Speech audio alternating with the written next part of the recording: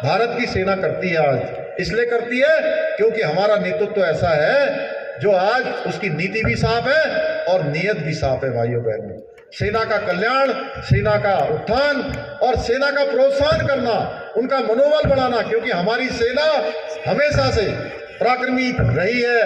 पराक्रम, शौर्य, साहस उसकी पहचान रही है। पूरे विश्व की सबसे मजबूत सेनाओं में से कोई सेना है तो भारत की सेना है। भाइयों बहनों, हमें गर्व है उस सेना पर। अयोध्या में भगवान राम का भव्य मंदिर बनाया गया, अभी भट्ट जी ने बता दिया। और मैं कहता हूं कि भगवान राम त्रेता युग में पैदा हुए, त्रेता युग के बाद द्वापर आया और द्वापर के बाद कलयुग के भी 5126 साल पूरे हो गए। भाइयों बहनों, इतने लंबे कालखंड के बाद त्रेता के बाद द्वापर और द्वापर के बाद कलयुग और कलयुग के भी 5126 साल पूरे हो गए। इतने लंबे कालखंड के बाद फिर से राम युग लौटाने का काम किसी ने किया है तो ये काम भी राम भक्त और राष्ट्र भक्त हमारे प्रधानमंत्री मोदी जी ने किया है। उत्तराखंड में भाइयों बहनों हमने बहुत सारे चुनौतीपूर्ण काम और जो उत्तराखंड की जरूरत थी वो काम हमने किया है। समान नागरिक संहिता, आप सबके आशीर्वाद से हमने उसका विधेयक यहाँ पर बना दिया, कानून बना दिया है। राष्ट्रपति महोदय ने उसको अपनी स्वीकृति दे दी है। नकल का कानून हम लेकर आए हैं। आपको पता है नकल लगातार होती थी पिछले साल, कई सालों से, दशकों से ये अपराध हो रहा था। हमारे बेटे बेटियां, गरीब माता पिता के बेटे और बेटियों का उनका हक मारा जा रहा था। वो तैयारी करते थे, पढ़ाई करते थे, उनके माता पिता अपने जेब खर्चा काट कर, अपना पेट काट कर, अपना कपड़ा न पहनकर उनके लिए फीस का इंतजाम करते थे, लेकिन उनको चयन का अवसर नहीं मिलता था योग्यता होने के बाद भी, क्योंकि नकल वाले उनके हिस्से को लूट कर ले जाते थे, उसमें डकैती मान लेते थे। भाइयों बहनों, हमने इसमें सख्त कानून बनाया और सख्ती दिखाई और 100 से भी ज्यादा लोगों को जेल की सलाखों के पीछे भेजने का काम किया। नकल माफिया की कमर तोड़ने का काम हमने किया और भारतवर्ष का सबसे कठोर कानून हम लेकर आए। अभी पिछले दिनों हल्द्वानी में दंगा हुआ है। ये दंगा जैसी चीजें यहाँ के लिए उत्तराखंड में कोई इसको स्वीकार नहीं कर सकता है। ये तो शांत प्रदेश है।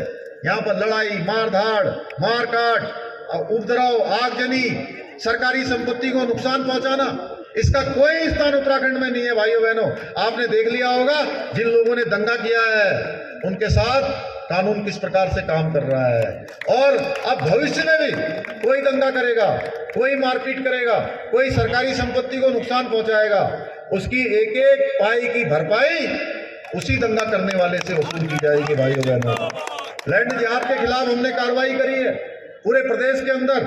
आपने देखा होगा वनों में, यहाँ जंगलों में कहीं पर पीली चादर चढ़ा दी, कहीं पर हरी चादर लगा दी और जमीन को घेर लिया। भाइयों बहनों, हमने कहा यह अतिक्रमण किसी कीमत पर नहीं चलेगा। ये देवभूमि है, देवभूमि का मूल स्वरूप बना रहना चाहिए।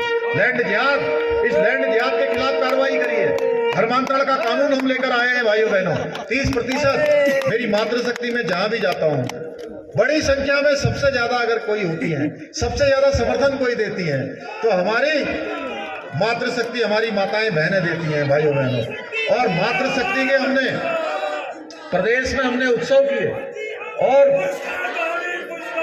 जगह जगह पर मातृशक्ति ने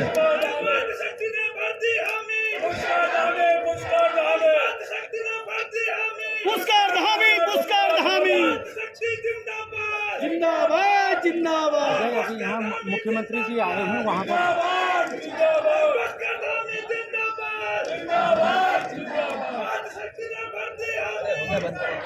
हमने मातृशक्ति के उत्थान के लिए पूरे राज्य में मातृशक्ति के उत्सव आयोजित किए। भाइयों बहनों, और मातृशक्ति ने कई हजारों हजार की संख्या में आकर अपना नए भारत की और नए उत्तराखंड की तस्वीर प्रस्तुत की है।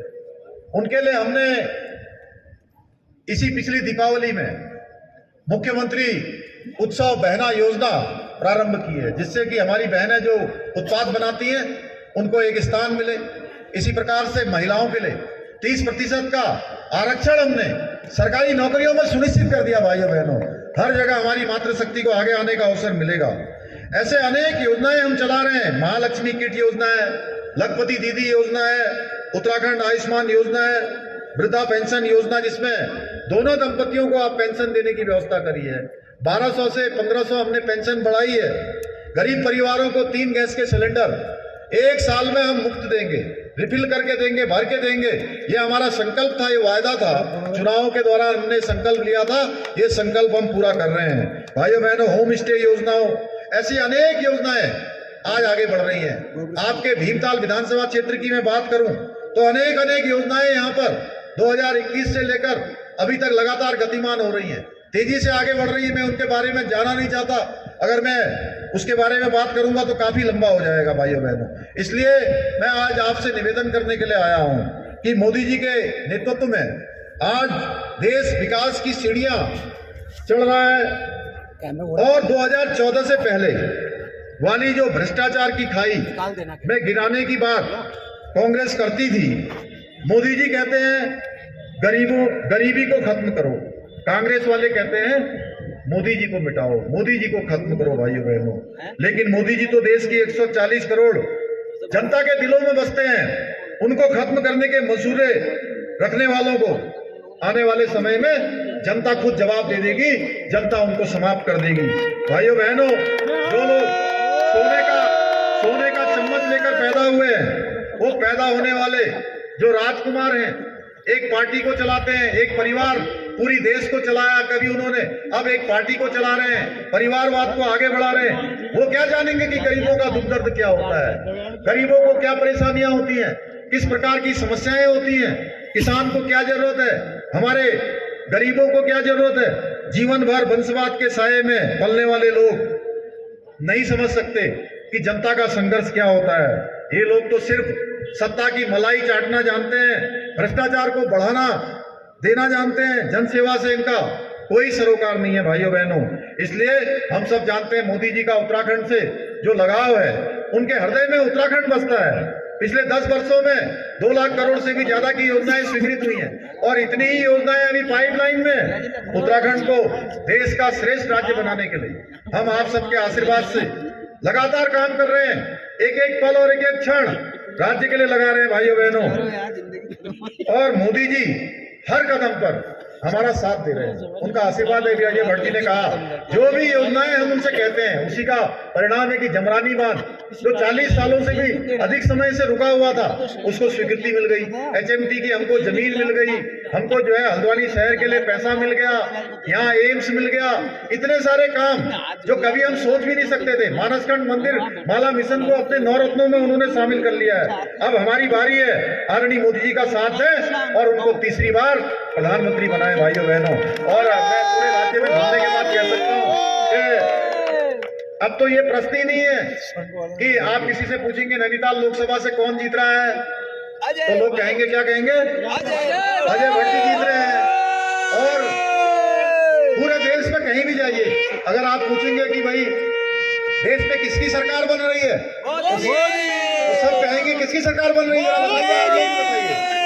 मोदी जी की सरकार बन रही है।